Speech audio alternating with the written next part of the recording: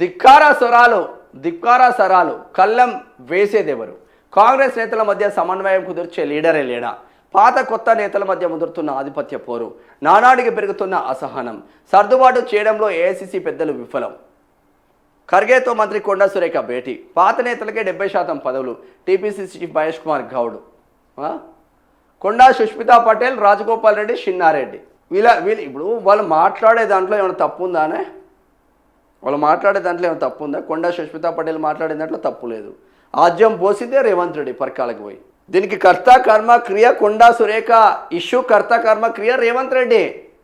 పరకాలకు పోయి నేను రెడ్డే నువ్వు రెడ్డే, నీకు ఇక రేవూరు ప్రకాష్ రెడ్డి మళ్ళీ నువ్వే గెలవాలి, నీకే టికెట్ ఇస్తున్నా అని చెప్పిండు. ఈయన సొంత పార్టీయా? ఈయన నిర్ణయాలు తీసుకొని టికెట్లు ఇవ్వడానికి జాతీయ పార్టీలో జాతీయ విధి విధానాలతో పాటు ముందుకెళ్ళాలి. దాంతో వాళ్ళకి కోపం వచ్చింది, వాళ్ళు మాట్లాడారు. వాళ్ళు కూడా యాస్పిరెంట్సే కదా, తప్పేముంది? 4-5 యాస్పిరెంట్స్ ఉన్నప్పుడు ప్రజాబలం ఎవరికి ఉందో చూసి టికెట్లు ఇవ్వాలి కదా. పరకాలకు రేవూరు ప్రకాష్ రెడ్డికి సంబంధం లేదు. ఆయన నర్సాపేట కాన్స్టిట్యున్సీ సంబంధమే లేదు. సంబంధం లేని వాళ్ళు రాష్ట్రాన్ని వెళ్తున్నారు చాలామంది. నాన్ లోకల్, కొడంగల్లో నాన్ లోకల్ రేవంత్ రెడ్డి, పరకాల్లో రేవూరు ప్రకాష్ రెడ్డి నాన్ లోకల్. ఇట్లా మస్తు మంది ఉన్నారు. జగ్గారెడ్డి సంగారెడ్డికి నాన్ లోకలే. ఆయన ఆడ ఉట్టలే, ఆడ చదవలే, ఆడ చేయలే. వీళ్ళని ఎప్పుడు కట్టడి చేస్తారని అడుగుతున్నారు. కళ్ళెం వేసేది ఎవరు? మరి ఎవరున్నారు? ఎవరైనా కనిపిస్తున్నారు దీంట్లో? చూద్దామా. అధికార కాంగ్రెస్ పార్టీలో ధిక్కార స్వరాలు పెరుగుతున్నాయి. నాయకులు అసహనం కట్టలు తెంచుకుంటున్నాయి. పవర్లోకి వచ్చామనే భావన కన్నా తమకు లాభం ఏమీ జరగలేదని, తమ తర్వాత వచ్చిన వారికి పదవులు ప్రాధాన్యత ఇస్తున్నారంటే విమర్శలు వెల్లువెత్తుతున్నాయి. రాష్ట్రంలో ప్రభుత్వం ఏర్పాటైన పదవులు రాలేదని, గుర్తింపు ఇవ్వడం లేదని, పనులు కావడం లేదని, భవిష్యత్తుపై భరోసా లేదంటూ ఇలా ఒక్కొక్కరు ఒక్కో విషయంపై అసంతృప్తి వ్యక్తం చేస్తున్నారు. దశాబ్ద కాలం తర్వాత అధికారంలోకి వచ్చిన కాంగ్రెస్ పార్టీకి ప్రతిపక్షం కన్నా సొంత నేతలతోనే సమస్యలు ఎక్కువయ్యాయి.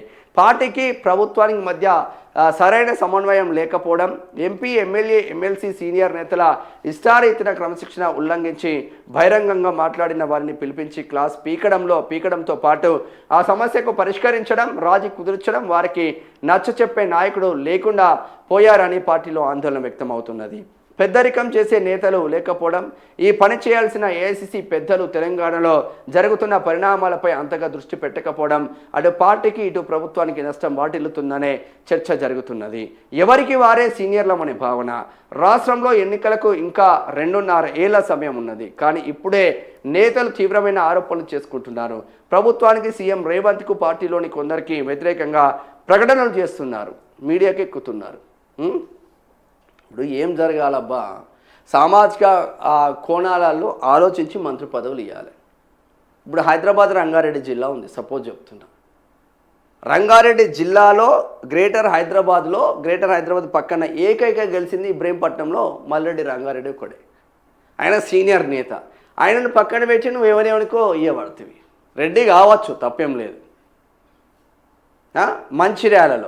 మంచిర్యాల జిల్లాలో ఉమ్మడి ఆదిలాబాద్ జిల్లా మొత్తం కాంగ్రెస్ అధికారంలో లేనప్పుడు, బీఆర్ఎస్ అధికారంలో లేనప్పుడు ఒక వెలమ బిడ్డనే కావచ్చు, ఆడ కొక్కిరాల ప్రేమ్ సాగర్ రావు అని మంచిర్యాల ఎమ్మెల్యే ఉంటాడు.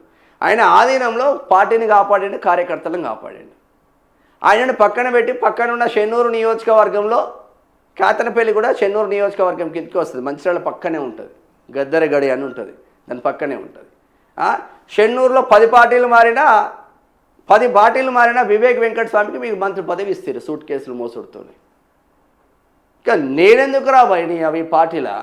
గింత కష్టపడి నా కార్యకర్తలు నేను కాపాడుకొని, కాంగ్రెస్ పార్టీని కాపాడుకొని ఉమ్మడి జిల్లాలో నేను పార్టీ నిలబెడితే వాడి 2 రోజుల 10 పార్టీలు తిరిగినోడికి వచ్చి మంత్రి పదవి దండుకొని వేయండు. ఎందుకురా బాబు అని ఆయనకు అనిపించదా? మొదటిసారి గెలిచిన ఎమ్మెల్యేలకు ఆ జిల్లాలో మంత్రి పదవి వస్తే 5-6 సార్లు గెలిచిన ఎమ్మెల్యేలకు మంత్రి పదవి రాకపోతే నాదని అనిపించదానే? ఇటువంటి అన్నీ చిచోరా పనులు చేసుకుంటూ పోయిండు రేవంత్ రెడ్డి.